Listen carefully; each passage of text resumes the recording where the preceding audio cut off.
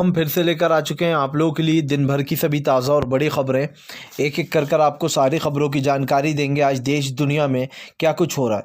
दरअसल दोस्तों, सबसे पहली जो बिग ब्रेकिंग निकल आ रही है, आज कर्मचारियों की हड़ताल में किसानों का भी सपोर्ट, बोले पूरे देश को खोखला कर रही बीजेपी। जी हाँ, इसके बारे में आपको बताएंगे कैसे बैंक कर्मचारियों ने मोदी की तानाशाही का खुलासा किया है। वहीं पर अगली बिग ब्रेकिंग में हम आपको बताएंगे दोस्तों, मल्लिकार्जुन खड़से का मोदी सरकार पर भयंकर हमला, बोले गरीब और मजदूरों को और गरीब कर रहा है और कुछ पूंजीपतियों को और अमीर करते जा रहे हैं मोदी। जी हाँ, लोगों की, देश की जनता को परेशान कर रहा है। इसके बारे में आपको विस्तार से बताएंगे। वहीं पर दोस्तों, वसीम रिजवी हुआ अंडरग्राउंड। जी हाँ, कुरान से 26 आयत हटवाने की याचिका दायर करने के बाद वसीम रिजवी जो अंडरग्राउंड हो गया, लोगों ने जमकर उसके पोस्टर पर चप्पल और जूते मारे। यहां तक कि आप लोग बता दें, हयाती कब्र यानी कि जो पहले से ही बुक कर दी जाती है कि मुझे यहां पर दफनाना, उस पक्की कब्र को भी तोड़ दिया गया। इतने ज्यादा जो गुस्से में मुस्लिम समुदाय, इसके बारे में आपको विस्तार से बताएंगे।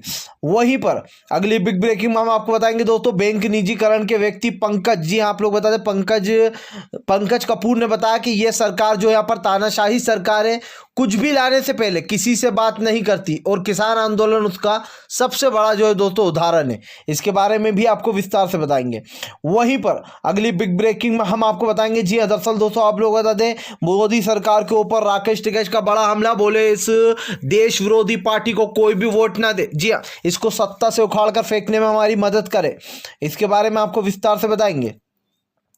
वहीं पर अगली बिग ब्रेकिंग में हम आपको बताएंगे, जी हाँ दरअसल दोस्तों आप लोग बता दें, अब बीजेपी के सांसद की लड़के की, जी हाँ यानी कि बीजेपी की जो सांसद की बहू है, उसने की आत्महत्या करने की कोशिश, नस काट ली और इसके चक्कर में बुरी तरीके से फंस गए। जी हाँ, कौशल किशोर। इसके बारे में आपको विस्तार से बताएंगे। वहीं पर संजय रावत का एनआई पर बड़ा हमला मोदी सरकार पर, बोले फिलहाल हर चीज में एनआई घुसे देते। जी हमारी एटीएस भी अच्छी खासी जो यहाँ पर जानकारी कर रही थी और अगर उसमें कोई भी गुनहगार निकलता तो हम भी उसे वही सजा देते।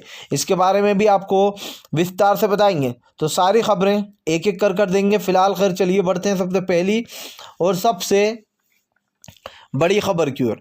दरअसल दोस्तों आप लोग बता दें, अब कृषि कानूनों के बाद आज 2 दिन की बैंक हड़ताल ने मचाई धूम। जी आप लोग बता दें, पंकज कपूर, जी बैंक के पंकज कपूर बोले कि फिलहाल ये सरकार कानून लाने से पहले किसी से कुछ पूछती नहीं है।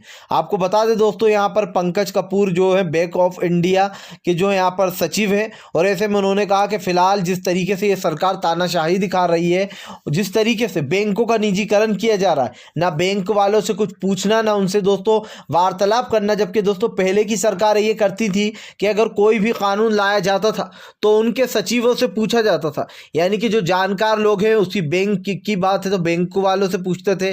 किसानों का कोई कानून लाना है तो किसानों से मशवरा लिया जाता था। लेकिन ये सरकार दोस्तों कुछ और ही कर रही है। इसका जो मन करता है वो कानून ले आती है और जो मन करता है वो लोगों के ऊपर कानून थोप देती है। जी हाँ, और सी और कृषि कानून दोस्तों, इसका जीता जागता सबूत है कि सरकार किसी से कोई वार्तालाप नहीं करती है। इसीलिए पंकज कपूर ने हड़ताल का ऐलान करते हुए कहा कि फिलहाल अब ऐसे ही हड़ताल चलने वाली है। जी अब इस सरकार की जो दोस्तों नीतियां हैं वो इसी के ऊपर भारी पड़ने वाली हैं फिलहाल। खैर चलिए हम बढ़ते हैं और अगली बिग ब्रेकिंग की तरफ। बता दोस्तों अगली जो बड़ी खबर निकल कर आ रही है, आप लोग बता दें, मल्लिकार्जुन खड़से का मोदी सरकार पर भयंकर वार, बोले फिलहाल गरीबों को और गरीब कर रही और अमीरों को और अमीर करने वाली सरकार है ये। जी हाँ दोस्तों आप लोग बता दोस्तों, मल्लिकार्जुन खड़से ने मोदी सरकार को आड़े हाथ लेते हुए कहा कि फिलहाल देश विरोधी पार्टी बन चुकी है। एक तरफ किसी गरीब आदमी जो वो गैस, पेट्रोल और डीजल के दामों से मार रहा है, तो वहीं दूसरी तरफ बैंकों का लगातार निजीकरण किया जा रहा है। आपको बता दें, मल्लिकार्जुन खड़से ने कहा कि फिलहाल ये सरकार तानाशाही का रवैया अपना रही है और माननीय प्रधानमंत्री इस देश की जनता को और गरीब करना चाहते। तभी तो दोस्तों कुछ पूंजीपति यारों के लिए, जैसे अडानी और अंबानी, हम दो हमारे दो पर चलने वाली ये भाजपा की सरकार दोस्तों सिर्फ उन लोग से बनाकर रखती है जो इनके चुनाव में जमकर पैसा खर्च करें। और आप सोच सकते हैं दोस्तों, अडानी और अंबानी जैसे लोग इनके चुनाव में जमकर पैसा खर्च भी करते। इसीलिए तो दोस्तों ये लोग अपने दोस्त यारों के बारे में पहले सोचती हैं, ना कि उस जनता के बारे में जिसने करोड़ों की, लाखों की तादाद में आकर वोट दिए थे मोदी को। जी हाँ, यही थे वो अच्छे दिन दोस्तों जो आपको और हमें देखना थे। अब हमने और आपने अच्छे दिन देख लिए। अब सत्ता से मोदी को बाहर करने के दिन आ गए, क्योंकि बस इससे ज़्यादा अच्छे दिन आप और हम सहन नहीं कर पाएंगे फिलहाल। खैर चलिए हम बढ़ते हैं और अगली बिग ब्रेकिंग की तरफ। बता दोस्तों अगली जो बड़ी खबर निकल कर आ रही है, एक बार फिर से भाजपा की उड़ी किल्ली। बोले भाजपा या तो रेपिस्ट होते हैं या मर्डरर होते हैं या फिर बहन बेटियों को परेशान करते हैं। जी हाँ दोस्तों, दरअसल दोस्तों आप लोग बता दें बीजेपी के जो यहाँ पर सांसद के बेटे आयुष की जो पत्नी है उसने यहाँ पर जो बीजेपी का सांसद है उसके घर के सामने अपने हाथ की नस काट ली है। आपको बता दें दोस्तों ये मामला जो है वो अब बढ़ता चला जा रहा है। इस मामले में लेकर कौशल जो है वो ज़बरदस्त तरीके से फंस गए।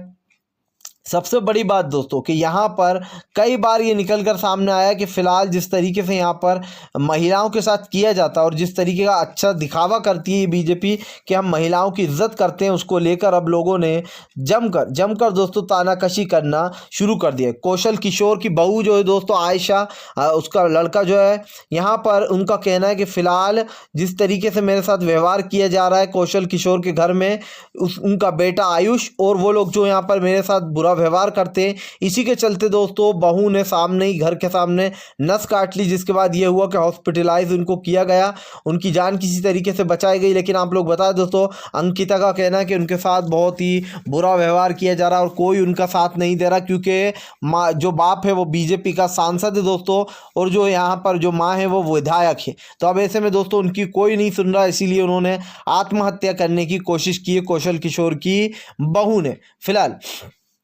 खैर चलिए हम बढ़ते हैं और अगली बिग ब्रेकिंग की तरफ। बता दोस्तों अगली जो बड़ी खबर निकल कर आ रही, मुस्लिम समुदाय का फूटा वसीम रिजवी पर गुस्सा। वसीम रिजवी के परिवार ने किया उसे परिवार से बाहर और हो गया अंडरग्राउंड। जी हाँ, दरअसल दोस्तों जब से वसीम रिजवी सुप्रीम कोर्ट लेकर गया है अपना ये कार्यक्रम, जिसमें 26 आयतों को उसने बताया कि 26 आयतें जो है ये आतंकवाद सिखाती हैं और इस्लाम को बदनाम करती हैं। इन आयतों को उसका कहना है कि बाद में ऐड किया गया कुरान शरीफ में, पहले नहीं थी है।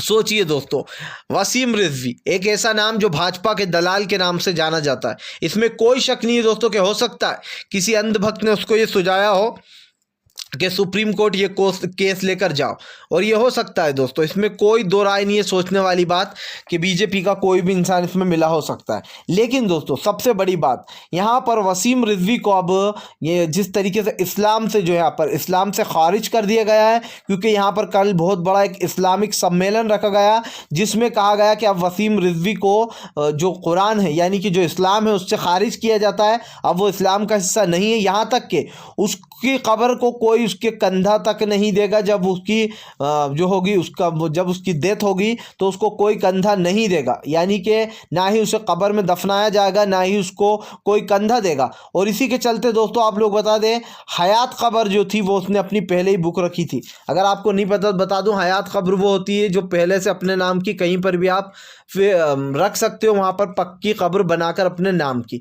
उस कब्र को जो लोगों ने जाकर कब्रिस्तान में तोड़ दिया, इतना गुस्सा कि उसके टुकड़े टुकड़े कर डाले। वहीं पर वसीम रिजवी के परिवार ने भी एक वीडियो जारी किया जहां पर उनके भाई ने कहा कि वसीम रिजवी से हमारा कुछ भी लेना देना नहीं है, वो इस्लाम विरोधी हो गए हैं और उनके बीवी बच्चे भी दोस्तों उनके खिलाफ है। तो आप देख लीजिए दोस्तों कि कहीं ना कहीं जिस तरीके से ये पूरा मामला हुआ है, इसमें अगर सुप्रीम कोर्ट दोस्तों इस याचिका पर सुनवाई करता है तो फिर आप सोच सकते हैं कि कई और लोग आ जाएंगे, जी हाँ, धर्म का लेकर कि दलितों के साथ ऐसा किया जा रहा है या फिर हिंदुओं के साथ ऐसा हो रहा है। तो इस तरीके की याचिका ज़्यादातर तो सुप्रीम कोर्ट सुनेगा ही नहीं, क्योंकि संविधान तो यही बोलता है। फिलहाल खैर चलिए बढ़ते हैं हम एक और अगली बिग ब्रेकिंग की तरफ। बताएं दोस्तों अगली जो बड़ी खबर निकल कर आ रही है, किसान नेता राकेश टिकैत की हाथ जोड़कर पूरी जनता से अपील, बोले इस देश विरोधी पार्टी को कोई वोट न दे। जी हाँ, दरअसल दोस्तों आप लोग बता दें लगातार कृषि कानूनों को लेकर राकेश टिकैत की महापंचायत है चालू। अगली महापंचायत राकेश टिकैत की आपको बता दें तेलंगाना, मध्य प्रदेश और राजस्थान में है। जिसके बाद किसान नेता राकेश टिकैत ने ललकारते हुए कहा कि फिलहाल ये सरकार देश विरोधी है, ये सरकार देश विरोधी और बीजेपी को कोई भी वोट ना दे, क्योंकि भाजपा की सरकार दोस्तों लगातार जिस तरीके से लोगों में एक आक्रोश पैदा कर रही है, जिस तरीके से लोगों के उनसे हक छीने जा रहा है, या फिर यूँ कहते कृषि कानूनों को लेकर ही अगर बात की जाए तो लोगों को कृषि कानून जैसी काले कानून थमाकर मोदी सरकार जो है वो अडानी और अंबानी का फायदा कराने में लगी है। ऐसे में राकेश टिकैत ने कहा ये सरकार नहीं बल्कि ये देश को बेचने वाली सरकार है, लुटेरी। जी हाँ, ये देश को बेच खाएगी। इसीलिए अपील है कि कोई भी वोट ना करे भाजपा को। फिलहाल खैर चलिए हम बढ़ते हैं और अगली बिग ब्रेकिंग की तरफ। बता दोस्तों अगली जो बड़ी खबर निकल कर आ रही है, एक बार फिर से साक्षी महाराज का बेतुका बयान। जी हाँ, बोले फिलहाल ये लोग जो यहाँ पर किसान नहीं, या आतंकवादी हैं, खालिस्तानी हैं, या फिर दलाल हैं। इस बयान पर दोस्तों किसान भड़क गए। जी हाँ, क्योंकि एक बार फिर से साक्षी महाराज ने जो लोगों के ऊपर सवाल खड़े कर दिए। सोचिए दोस्तों, साक्षी महाराज जो कि बीजेपी का सबसे विवादित बयान देने वाला इंसान माना जाता है, इसने कई बार मुस्लिम लोगों पर हमले किए हैं अपनी बातों से। जी हाँ, कई बार मुस्लिम समुदाय को ठेस पहुंचाई है। और इन जैसे लोग दोस्तों यही काम करने के लिए होते हैं बीजेपी की पार्टी में। इन लोगों को इसीलिए रखा जाता है कि अपने मुंह से जहरीले बोल निकालो, चाहे वो मनोज तिवारी हो, या फिर जो कपिल मिश्रा हो दोस्तों, या फिर बग्गा हो जो कि सरदारों का नाम खराब कर रहा है, कोई भी हो। ये लोग दोस्तों बीजेपी में इसीलिए शामिल हैं कि ये अनुराग, कपिल मिश्रा जैसे लोग, साक्षी महाराज जैसे कि, ताकि वो लोगों को टारगेट कर सके और उनके धर्म जात पर कमेंट मार सके।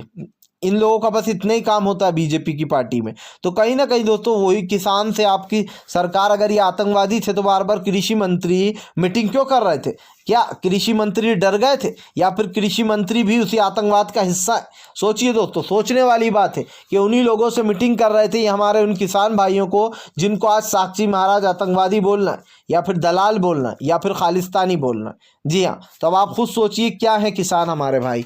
फिलहाल अगर आप भी शांतिपूर्ण ढंग से पीएम की इन सभी गलत नीतियों का दिल से विरोध करते हो और आप मानते हो ये सरकार देश विरोधी पार्टी है, इसको तत्काल में अपना इस्तीफा दे देना चाहिए। तो इस वीडियो को ज़्यादा से ज़्यादा शेयर कीजिए, लाइक कीजिए, और अगर आप हमारे चैनल पे पहली बार आए तो सब्सक्राइब करने के साथ साथ पास में एक घंटी आएगी यानी कि बेल आइकन, उसको ज़रूर दबाएं ताकि हमारे हर वीडियो की अपडेट आपको मिल